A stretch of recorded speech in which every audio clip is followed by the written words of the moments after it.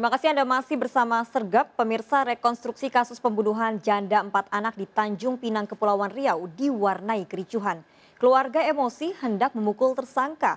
Korban dibunuh saat memergoki aksi pelaku mencuri laptop dan handphone korban.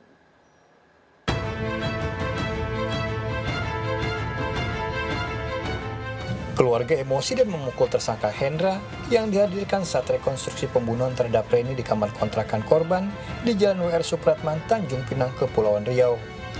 Janda 4 anak ini ditemukan tewas tertutup selimut di kamar kontrakannya. Pelaku Hendra merupakan pekerja di bengkel dekat kontrakan korban.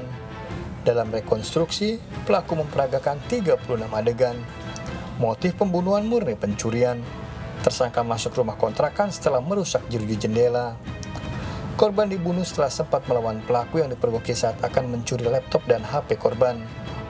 Motifnya emang real pencurian. Karena ketahuan dari korban, makanya ada perlawanan dari korban.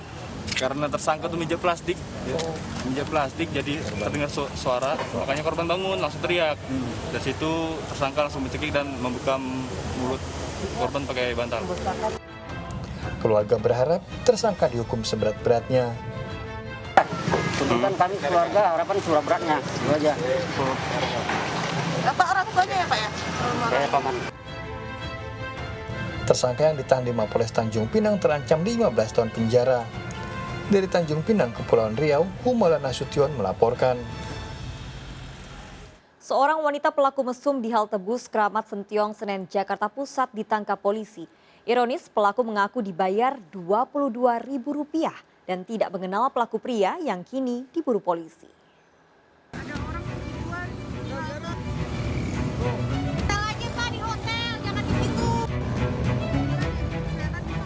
Kasus pasangan kekasih yang berbuat mesum di halte bus SMKN 34 Kramat Sentiong, Senen, Jakarta Pusat mulai terungkap.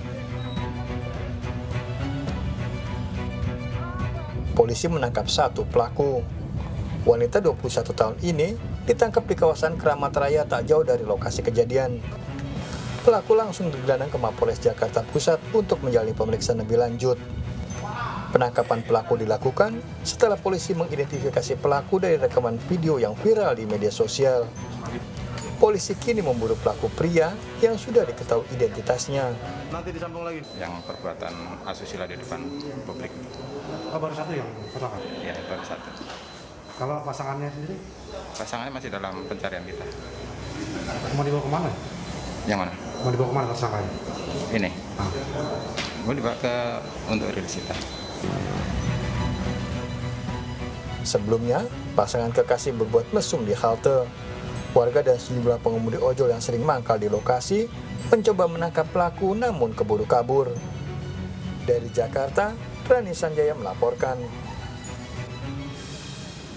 Ya pemirsa, seorang nenek 70 tahun menjadi korban pencurian dan pemerkosaan di Seluma, Bengkulu.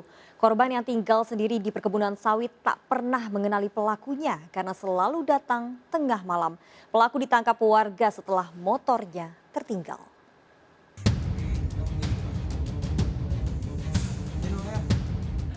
Wisdianto, warga Ilirtalo Seluma ini ditangkap polisi setelah dilaporkan warga karena memperkosa seorang nenek berusia 69 tahun.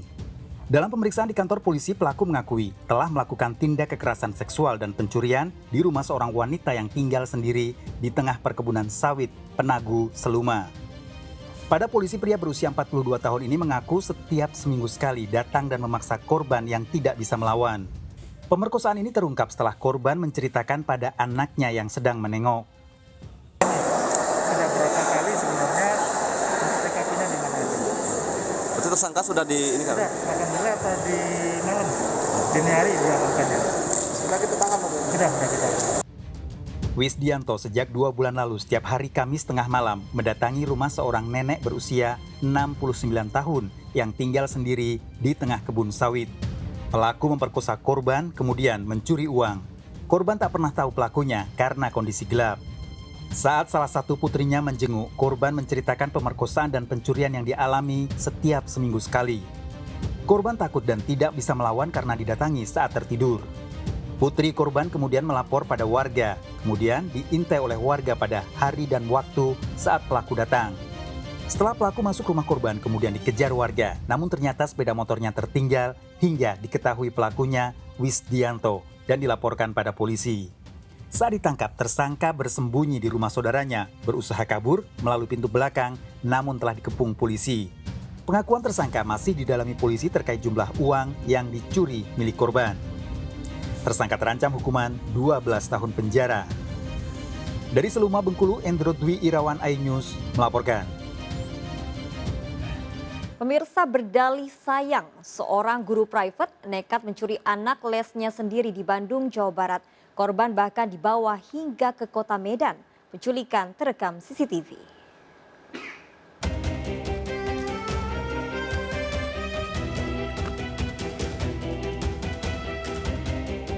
Inilah saat pelaku penculikan di Bandung, Jawa Barat menghampiri bocah berusia 9 tahun yang sedang makan bersama ayahnya di rumah makan.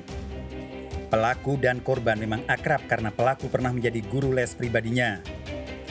Pelaku bahkan sempat meminta izin untuk mengajak korban berbelanja baju selama 2 jam, namun ternyata tidak kembali. Tak disangka, korban malah dibawa kabur ke rumah kos pelaku di Medan, Sumatera Utara. Pelaku nekat menculik mengaku sayang dan menganggap korban sebagai anaknya sendiri. Anak itu? Karena rasa sayang sih Pak, karena suka sayang dan anaknya pun sama sayang. Ya, kemudian dia ada orang tuanya ya? Ya, dia memberikan seolah-olah sudah sayang dan jatuh cinta kepada anak, dan dia merasa seperti orang tuanya sehingga anak ini dibawa, sehingga tanpa izin kepada orang tua korban. Pelaku terancam hukuman 9 tahun penjara. Dari Bandung, Jawa Barat, Mujib Prayitno, iNews melaporkan. Seorang remaja pria di Mojokerto, Jawa Timur nekat membunuh teman kekasihnya sendiri. Pelaku gelap mata saat melihat kekasihnya menangis dan mengadu akan dilecehkan oleh korban. Korban mengalami luka parah.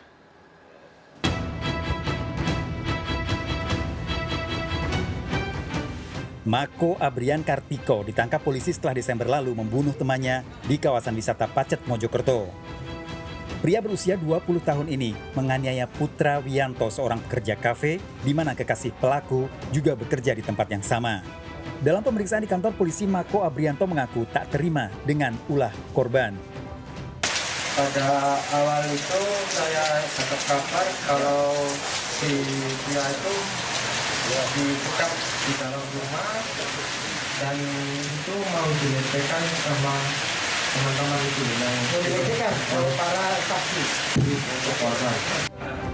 Dari hasil penyelidikan polisi, korban dianiaya 2 orang, Mako Abrianto dan temannya, di rumah pemilik kafe.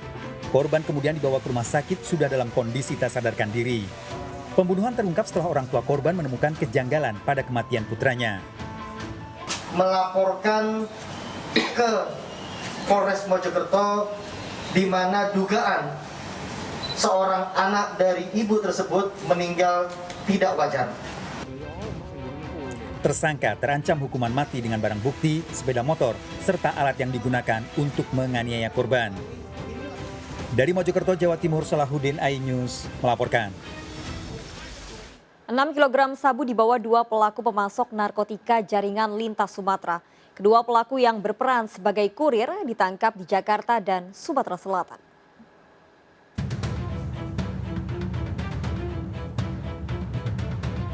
Barang bukti narkotika jenis sabu disita Satuan Narkoba Polres Metro Jakarta Barat. 6 kg barang haram ini disita dari SB dan DD, kurir narkoba lintas Pulau Sumatera. SB tertangkap di kawasan Penjaringan Jakarta Utara dengan barang bukti 1 kg sabu. Sementara Dede ditangkap di dalam bus antar kota di Palembang, Sumatera Selatan saat akan bertransaksi. Pelaku Dede membawa 5 kg sabu. Jaringan narkoba ini dikendalikan oleh A yang kini masih buron. Karena kami dapat informasi ada barang yang akan turun di sebuah terminal full bus seperti itu, anggota kemudian mengamankan lagi seseorang lainnya yang posisinya berada di atasnya. Jadi tersangka S itu kami amankan di Jakarta, kemudian tersangka T itu kami amankan di Sumatera Selatan. Para kurir narkoba ini terancam hukuman mati. Dari Jakarta, Miftahul Gani melaporkan. Pemirsa, demi bisa mengantar orang tua pulang kampung, seorang pria di Makassar, Sulawesi Selatan nekat membawa kabur mobil majikan. Pelaku yakin majikannya tak akan meminjamkan mobil sehingga memilih membawa tanpa meminta izin. Aksi pelaku terekam CCTV.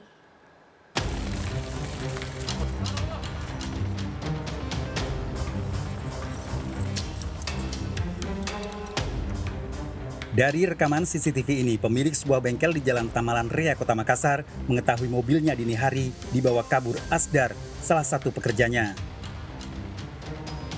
Bahkan saat mengambil mobil, Asdar yang bekerja sebagai pengelas di bengkel ini sempat menutup pintu gerbang.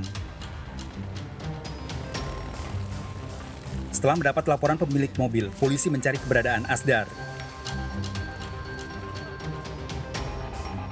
Asdar ditangkap saat kehabisan bahan bakar sepulang dari kampung halamannya.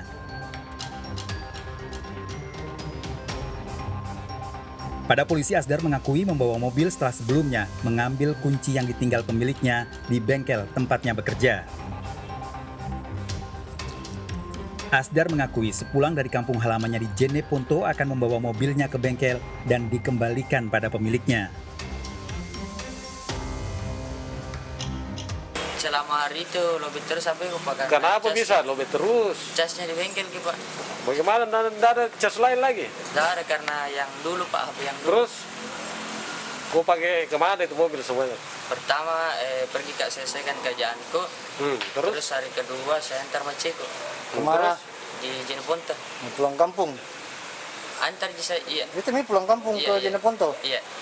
Nah, terus setelah itu rencana tadinya kamu sudah kasih kembali? Iya. Asdar mengakui tidak bermaksud mencuri, namun tetap akan mempertanggungjawabkan perbuatannya menjalani penahanan. Dari Makassar, Sulawesi Selatan, Muhammad Nurbone, iNews melaporkan. Seorang ibu di Kendal, Jawa Tengah digugat anak kandungnya. Ia menuntut lahan yang ditempati ibunya sebagai miliknya. Ikuti informasi lengkapnya sesaat lagi. Sergap segera kembali.